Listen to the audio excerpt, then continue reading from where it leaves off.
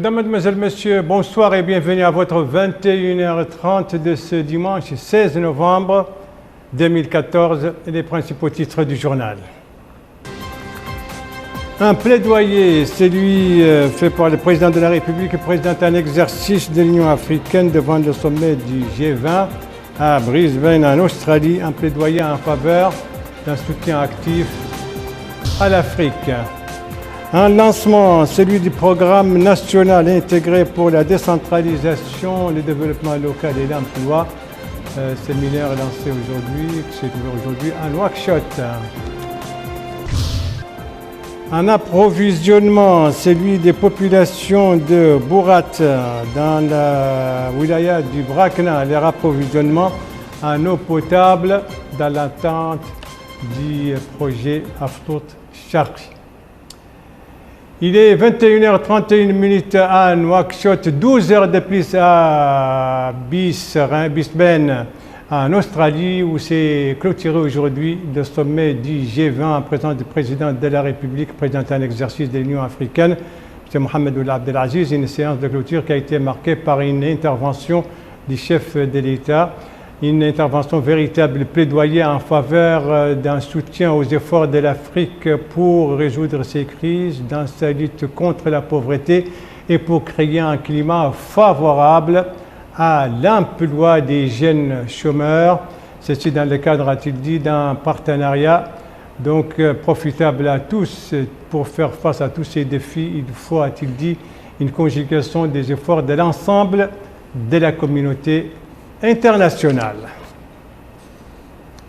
Voilà, et puis donc je le disais, le sommet du G20 s'est clôturé aujourd'hui à Brisbane, donc en Australie, par l'adoption d'une feuille de route sur les sujets qui étaient à l'ordre du jour, le réchauffement climatique. Les dirigeants du G20 se sont engagés à favoriser des actions fortes et efficaces pour enrayer ces réchauffements. À propos de la croissance économique, eh bien, les dirigeants se sont engagés à donc faire rebondir cette croissance d'ici 5 ans à 2,1 points.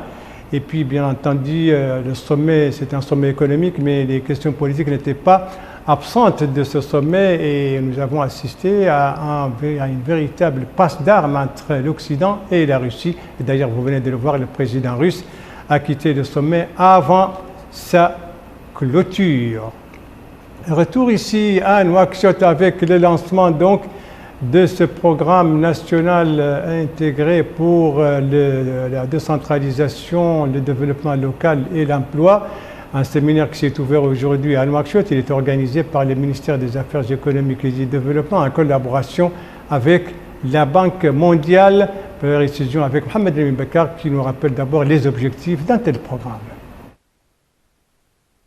Financé par la Banque mondiale à hauteur de 25 millions de dollars, dont 20 millions sous forme de dons et 5 millions de prêts, le programme national intégré pour la décentralisation, le développement local et l'emploi a été initié dans l'objectif de renforcer les capacités institutionnelles des communes.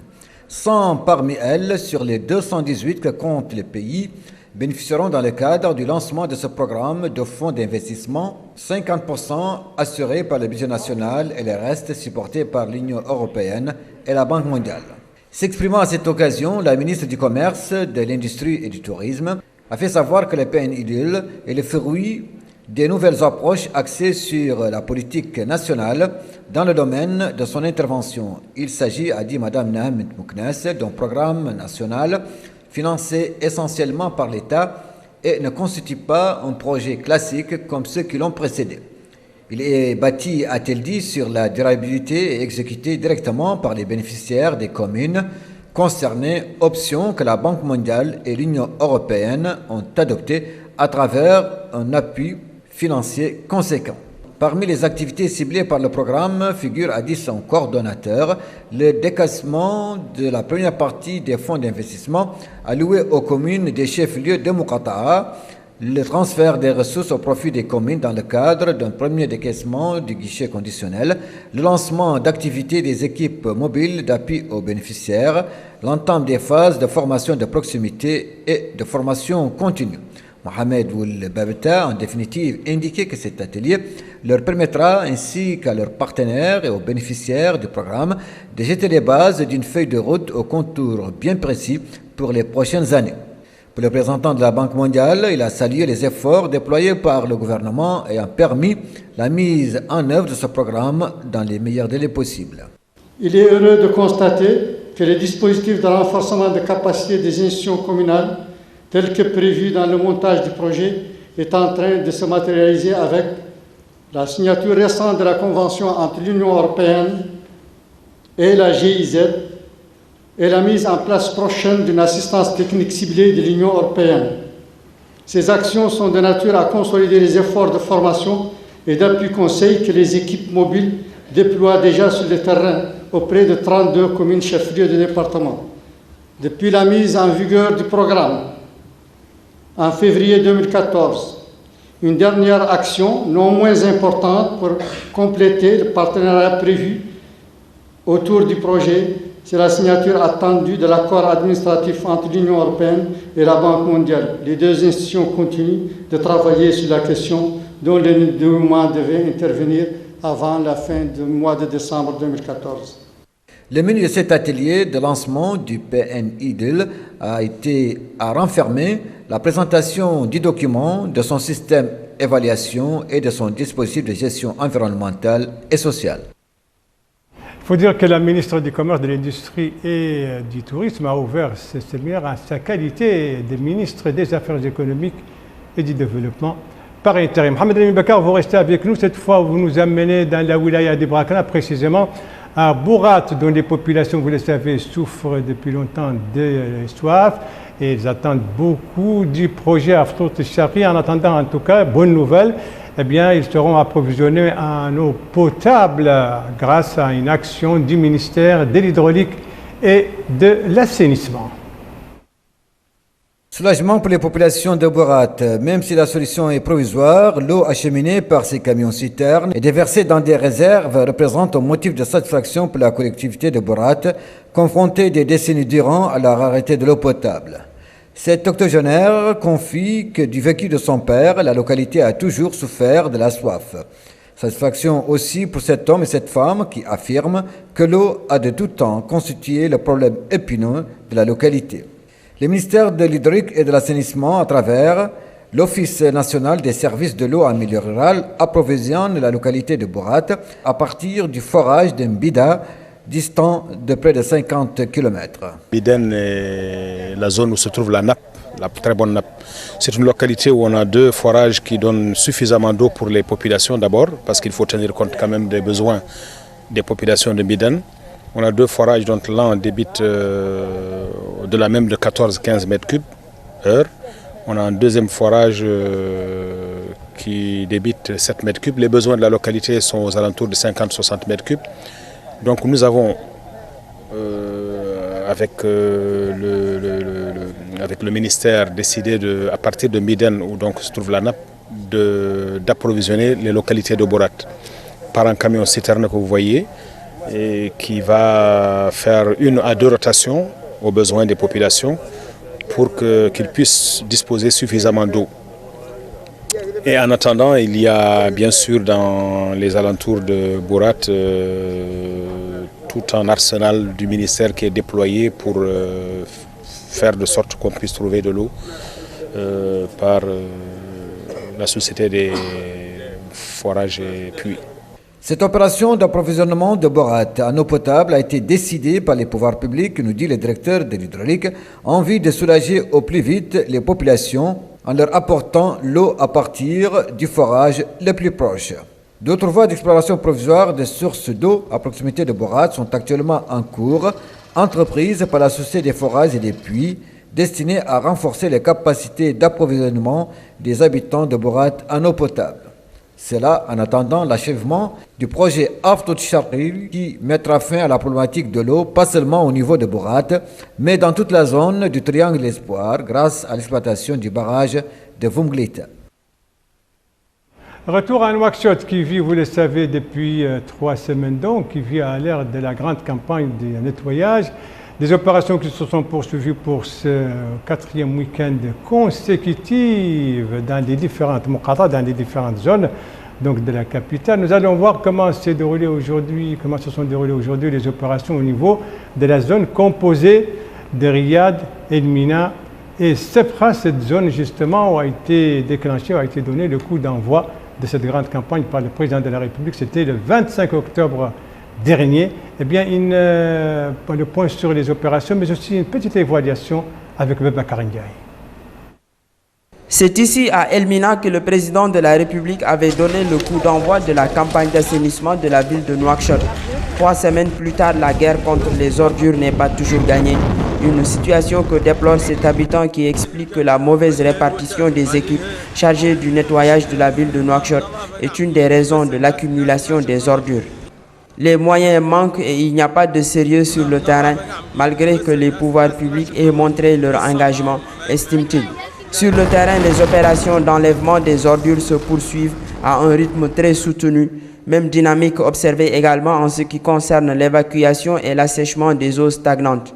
Un travail hautement salué par les populations qui estiment à l'image de cet habitant que la campagne d'assainissement de la ville de Nouakchott a eu des résultats positifs et inespérés. Néanmoins, je déplore la faible implication des citoyens. Nouakchott, c'est la capitale du pays. En tant que tel, on doit veiller sur son image et sa propreté, ajoute-t-il. Dans les muqata de Sebra, de Riyad et d'El Mina, la mobilisation ne faiblit pas aux populations de tirer meilleur profit de l'assainissement de la ville de Nouakchott en prenant la relève des opérations d'enlèvement des ordures. D'autant plus que les pouvoirs publics ont déployé de gros moyens pour cette campagne d'assainissement de la ville de Nouakchott. Tout aussi active était la société civile, notamment l'association des parents d'élèves et des étudiants dans la zone composée de Toujounine, Dar Naïm et Arafat, comme l'a constaté Abdoul Adamaba. La campagne d'assainissement de la ville de Nouakchott se poursuit. Les différentes composantes de la société mauritanienne rivalisent d'ardeur en cette 4e semaine de cette présente campagne de nettoiement. Ainsi, la société civile, plus particulièrement la Fédération nationale des associations des parents d'élèves et d'étudiants, s'est manifestée au niveau des muqata d'Arafat, de Dar Naïm et de Toujounine. Ce regroupement, par cet acte, participe à cette opération de salubrité publique. Ainsi, le président de la Fédération nationale des associations des parents d'élèves et d'étudiants, Mahmoudi Oulmbarek, a indiqué qu'ils sont venus en tant qu'acteurs de la société civile participer à cette opération. Il a par ailleurs affirmé qu'ils se sont déployés aujourd'hui à Arafat, munis de tout le matériel nécessaire en vue de venir à bout des ordures. Ce monsieur, quant à lui, prône une pérennisation de pareille activité. Il a en outre suggéré la mise en place de structures au niveau de chaque muqata pour prendre en charge ce problème. Ce monsieur, quant à lui, pense que chacun doit prendre ses responsabilités. Selon lui, les habitants de chaque muqata doivent prendre en main la propreté de leur environnement. Cette dame, elle aussi, abonde dans le même sens que ces derniers. Elle n'a pas manqué d'appeler les citoyens à s'impliquer. Pour un meilleur cadre de vie et un environnement sain, la propreté ne doit pas se limiter à 1, 2, voire 3 semaines. Elle doit être ancrée dans notre conscience collective. Enfin, la zone composée de Ksar, de Tebrazena et de Tayaret n'était pas un reste. Eh bien, là, la société civile était également active, particulièrement dans la muqata'a de Tebrazena, comme l'a constaté Bokar Bayraba. La campagne de nettoyage de la ville de Nouakchott bat son plein. Les actions de bonne volonté se multiplient. Ici à Tebrazena, ce sont les acteurs opérant au sein d'ONG qui sont en action. Munis des incontournables râteaux, pelles et brouettes, ils affrontent les ordures avec beaucoup d'énergie et de mobilisation. Rien ne leur a échappé. Tous les coins de ce quartier à Tebrazena ont été passés au peigne fin. Une campagne de nettoyage qui doit s'inscrire dans la durée et non pas à se réduire à une opération ponctuelle. Depuis 2 semaines, travailler au niveau de l'assainissement à Riyad avec les ministères. Et actuellement, c'est notre 2e semaine sur Tebrazena. Donc ce qui fait que les membres de la plateforme et du CCC et avec d'autres encore éléments de la société civile de Nouakchott ont tous réuni leurs efforts pour nettoyer la ville. Depuis le début des travaux, nous avons toujours répondu présent parce que c'est notre affaire à tous. Parce que ce travail-là, il faut que tout le monde soit responsable. Et si nous ne commençons pas par nous-mêmes, on ne peut pas dire aux populations d'être propres si on ne leur apprend pas et si on ne leur montre pas le bon exemple. C'est le même sentiment exprimé par une autre ONG qui était ce matin à pied d'œuvre pour redonner la commune de Tavrazena tout son éclat. Je vois quelque chose que c'est très bien, l'assainissement. Nous sommes tous debout, on est là en train de nettoyer. Mais je souhaite que ce ne soit pas un seul jour. Et je souhaite aussi qu'on sensibilise les gens à qui, là on nettoie le quartier, à qui on nettoie leur quartier, de vouloir mettre les poubelles, leurs balites dans les poubelles. La ville est propre, là où nous sommes, d'ailleurs vous regardez tout autour de vous, c'est très propre, dans les autres quartiers c'est très propre. Seulement il faut que c'est quelque chose qui soit continué et que ça continue, il faut qu'on sensibilise les gens. Cette campagne de nettoyage de la ville de Nouakchott doit redonner à la capitale le visage qui lui sied en tant que vitrine de la Mauritanie. Pour cela, les citoyens doivent faire preuve de responsabilité et de poser le civisme à tous les niveaux car il y va de notre santé publique. Parlons à présent de la coopération décentralisée avec ce protocole d'entente signé aujourd'hui à Nouakchott entre la CUN, la communauté urbaine de Nouakchott, et sa consoeur marocaine de Tanger. Un protocole d'entente dans différents domaines économiques, culturels et sociaux. Abdoulaye Debeba. La déclaration de Nouakchott, symbolisée dans la signature par les deux présidents des communautés urbaines de Nouakchott pour la Mauritanie et de Tanger pour le Maroc, œuvre en vue de contribuer à poser le premier jalon du futur jumelage entre les villes de Nouakchott et de Tanger. Madame Mati Hamadi, présidente de la communauté urbaine de Nouakchott, et Fouad El Omri, président de la communauté urbaine de Tanger, en apposant leur signature au bas de ce document, souhaitent instaurer un partenariat entre les deux communautés urbaines dans divers domaines de coopération culturelle, économique, d'échange d'expériences et de formation, entre autres.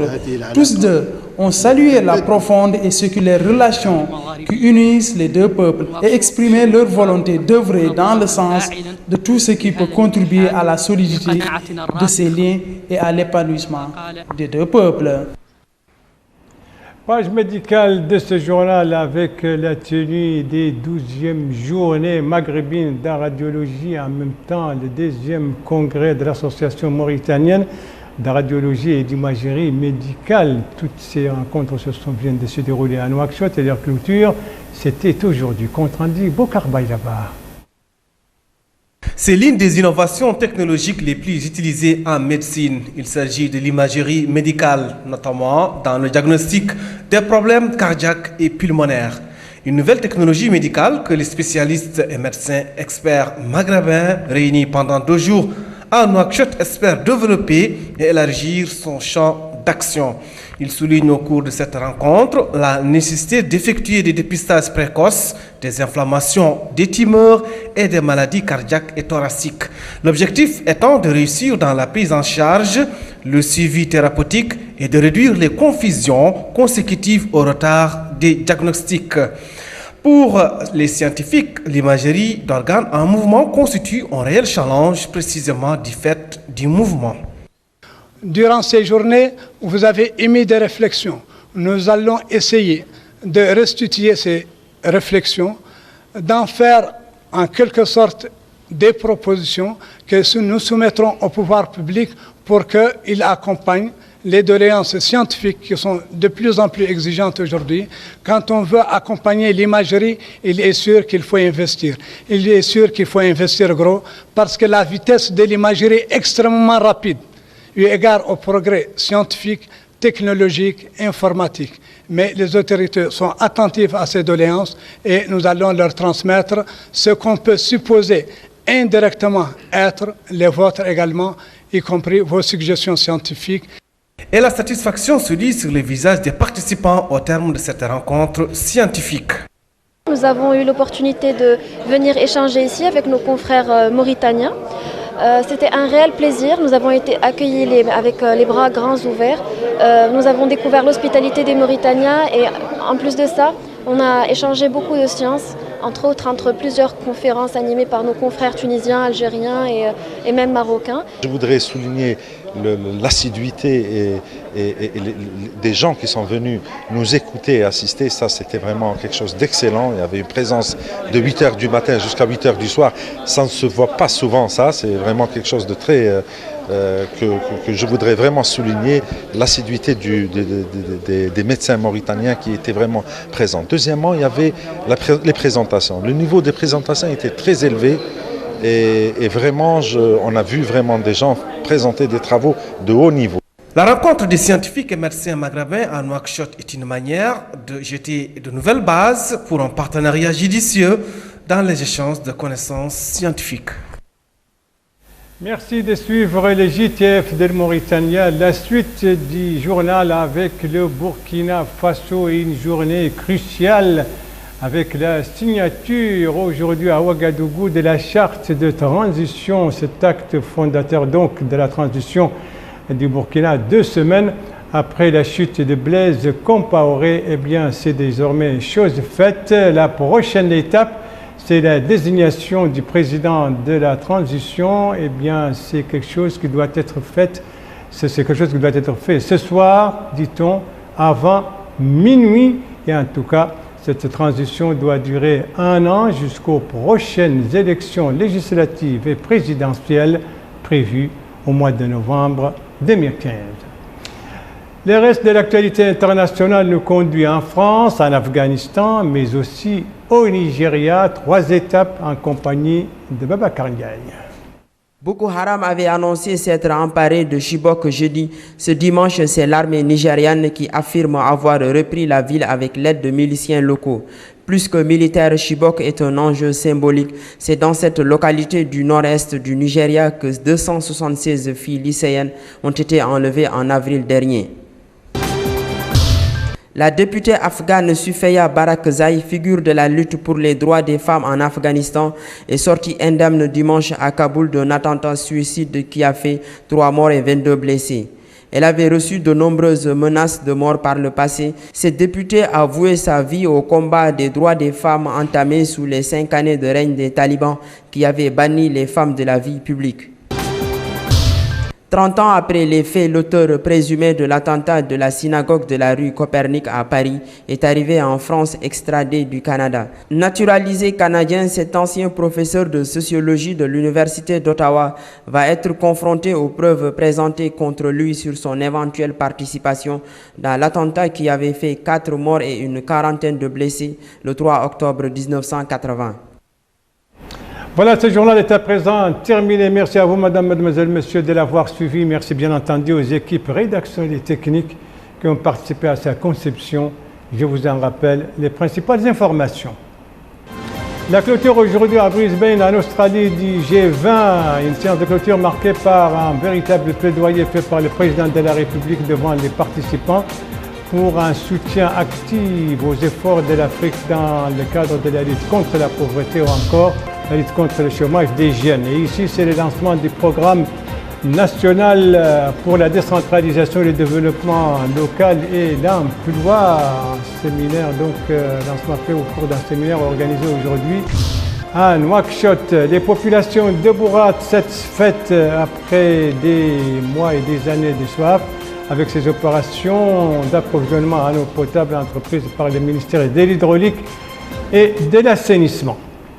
Voilà, les JTF reviendra demain à 19h et 21h30. Vous serez en compagnie, suivant le planning des services, vous serez en compagnie de Moussa Ndiaye et d'Aminata Khan. Quant à moi, il ne me reste plus qu'à vous souhaiter une très bonne fin de soirée, une très bonne semaine et à vous donner rendez-vous, Inch'Allah, samedi prochain aux mêmes heures, 19h, 21h30. Bonsoir.